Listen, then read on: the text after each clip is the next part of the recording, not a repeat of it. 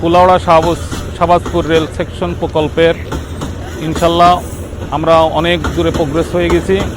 আল্লাহর রহমতে আমাদের পিএম সাহেব, সান্ডাল সাহেব, ডিপিএম বিহারি শর্মা, প্লাস আমাদের পিডি সুলতান আহমেদ এবং ইএন সাহেব, তারপরে পিডব্লিউ সাহেব, অর্থাৎ সবার সহযোগিতায় বেশিরভাগ আমাদের যিনি প্রজেক্টের বর্তমান দায়িত্বরত আছেন শরীফুল ইসলামের তত্ত্বাবধানে আমরা ইনশাল্লাহ প্রকল্পর অনেক কাজ আগায় গেছি।